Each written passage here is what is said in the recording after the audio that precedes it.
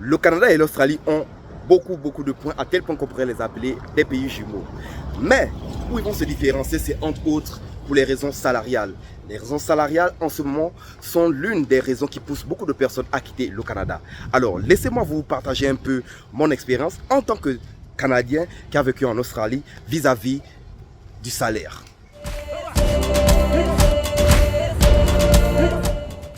Hello la famille, c'est votre autre Terence, l'afro-investisseur, de retour avec une nouvelle vidéo. Et cette fois-ci, je ne suis plus à Bangkok, désolé, nous ne sommes plus à Bangkok parce que ma petite amie est enfin venue me rejoindre. Là, nous sommes dans la jungle, très loin de Bangkok, dans un petit village qu'on appelle Koh Sak. Belle petite ville, il n'y a pas grand chose à faire ici, à part explorer la faune et les falaises et nourrir des éléphants. Mais il faut que je vous garde parfum parce que les raisons salariales en Australie pourraient être une bonne raison pour vous de venir visiter l'Australie si vous parlez anglais et si vous avez ce qu'il faut pour répondre aux requis d'immigration. Mais bon, pour ceux qui sont nouveaux sur la chaîne, appuyez sur le pouce, abonnez-vous à la chaîne si c'est votre première fois. Il y a beaucoup de contenu sur le Canada et nous allons encore faire très prochainement d'autres. Et quant aux anciens, une fois de plus, merci, ça fait plaisir de vous voir de retour. Et n'oubliez pas, si vous aimez le contenu, appuyez sur le pouce et n'oubliez pas, juste au cas où YouTube vous aurait désactivé, appuyez sur la cloche de notification et assurez-vous d'être toujours abonné. Alors, sautons sur le vif du sujet de cette vidéo, les raisons salariales ou plus précisément, à quoi s'attendre quand tu viens travailler en Australie. Alors, premièrement, pour ceux qui ne savent pas, il y a plusieurs sortes de visas pour venir en Australie. Ma copine et moi, étant canadiens, étant détenteur d'un passeport nord-américain, si vous êtes détenteur d'un passeport européen ou asiatique, vous pourrez faire la demande d'un visa qui s'appelle le visa Programme Vacances-Travail. C'est le visa 417.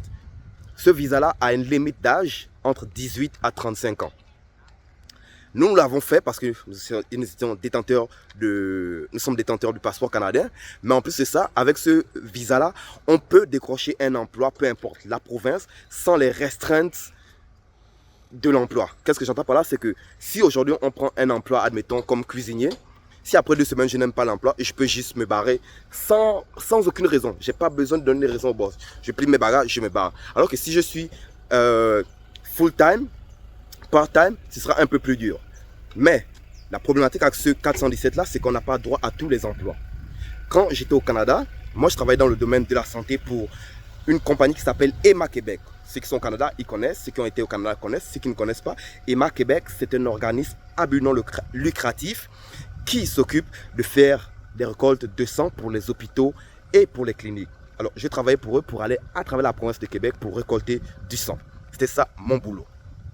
Alors, quand je suis venu en Australie, quand nous sommes venus en Australie, je ne pouvais pas continuer d'exercer dans ce domaine-là parce que ce ne sont pas les mêmes codes, il faut des qualifications, mais aussi parce que mon visa 417, aussitôt qu'un employeur le voit, il ferme directement ma demande d'emploi, il passe au suivant, tout simplement parce qu'il préfère d'abord donner la priorité aux Australiens. C'est normal, surtout en ce moment où on entend que d'après certaines personnes, tous les mots qui arrivent au Canada, c'est à cause des immigrants. Alors, ils ne veulent plus de ça.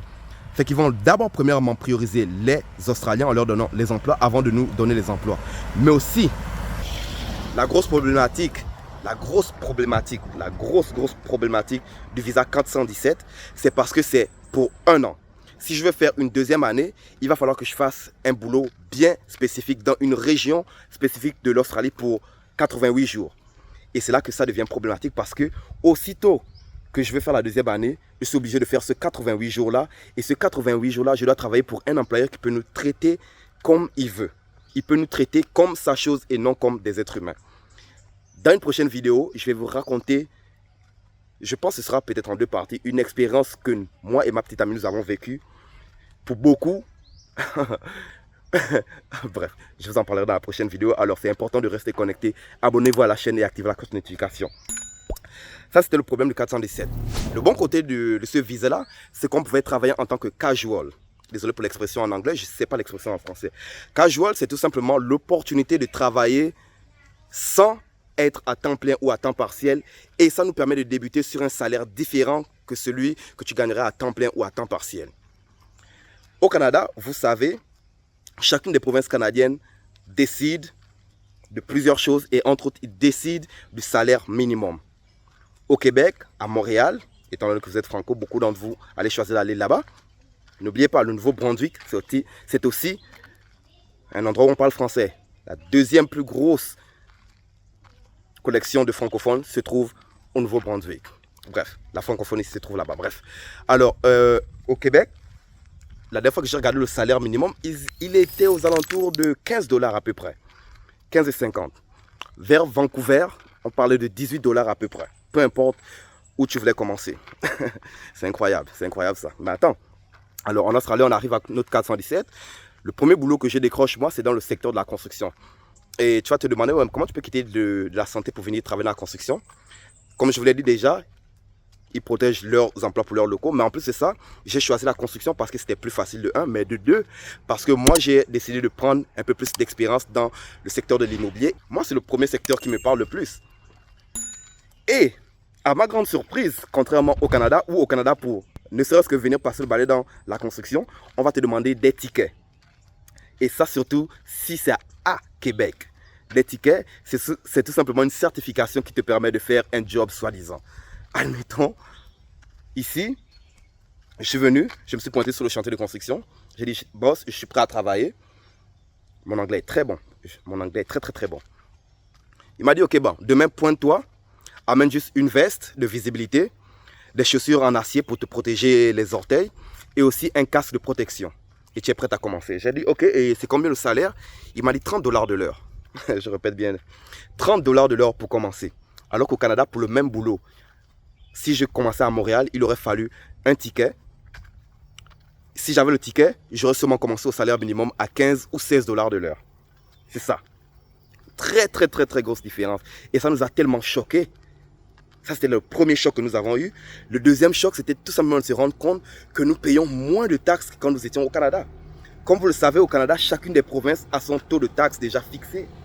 Nous payons le provincial et nous payons le fédéral, 2 taxes. Le Canada est le pays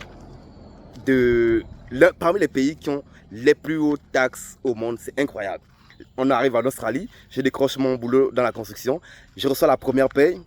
Je me rends compte qu'on a juste prélevé une seule taxe. Et la taxe prélevée n'atteint même pas les 2 taxes qu'on prélèverait au Canada. Incroyable. Alors du coup, vu que j'étais payé à 30, ça c'était avec le transport et tout, je pouvais faire par semaine des chèques de paye aux alentours de 1300 à 1500 $ de l'heure. Le plus gros chèque de paye que j'ai fait à Québec, dans mon dernier emploi dans le secteur de la santé, c'était 800 $ par semaine. 850 à peu près par semaine. En Australie, 1500 la semaine pour le même nombre d'heures, 40 heures. 40 heures. Incroyable. Mais l'une des plus belles expériences, c'est tout simplement quand nous avons décidé que nous voulions mettre un peu plus d'argent de côté. Alors nous avons décidé de quitter la ville de Sydney pour aller en région éloignée, comme dans la campagne, dans la nature. Et la chance était avec nous, nous avons décroché un boulot où, je vais presser, ma petite amie a trouvé un boulot dans le secteur de la restauration. Nous étions barmaid dans un petit pub, dans l'une des rues les plus prisées de l'Australie. On appelle ça la Gwent Ocean Road. Très très très bel endroit, c'est très très très prisé. On a décroché, on arrive, le gars nous dit, vous allez être logé et nourri. Tout ce que vous avez à faire, c'est juste de bien travailler et de vous pointer pour tous les chiffres. Alors on travaille 40 heures, on était payé à 32 $ de l'heure. On a fait 3 mois et demi dans ce pub-là et nous sommes sortis de là chacun avec 12 000 à peu près, pour un total de 24 000 à peu près en 3 mois et demi que nous avons fait. Je répète bien. Nous avons fait 12 000 chacun d'économie. En 3 mois et demi. Jamais fait ce genre de montant là quand nous étions au Canada. Jamais fait. Et j'ai travaillé dans la construction au Canada. J'ai travaillé dans beaucoup de secteurs quand j'étais au Canada. Jamais fait ce genre de paye. Juste pour les raisons salariales, je ne sais pas si je viendrai m'installer au Canada. Alors, dites-moi qu'est-ce que vous en pensez. Est-ce que vous pensez que c'est une opportunité qui vous parlerait? Et est-ce que vous pensez que vivre au Canada, c'est quand même mieux malgré le fait que le salaire soit plus haut, en prenant compte les points que je vous ai énumérés dans la vidéo précédente, parce que celle-ci, on pourrait dire c'est une partie 2 à la vidéo précédente, en prenant compte des points que je vous ai énumérés dans l'autre vidéo. Que pensez-vous des 2 pays? Faites-le moi savoir dans l'espace des commentaires. Moi, je vais vous retrouver dans une prochaine vidéo avec bien plus d'informations. Il y a beaucoup de choses à dire sur le monde et sur ce qui se passe en ce moment au Canada. En tout cas, Je garde ça pour très vite. Alors, c'est très important. Si vous avez appris quelque chose de nouveau dans cette vidéo et que vous l'avez aimé, appuyez sur le pouce. Ça aide l'algorithme, ça aide à grandir la chaîne. Abonnez-vous à la chaîne et activez la cloche de notification. Parce que la prochaine vidéo, là, on va parler de ce qui se passe en ce moment au Canada. C'est un délire.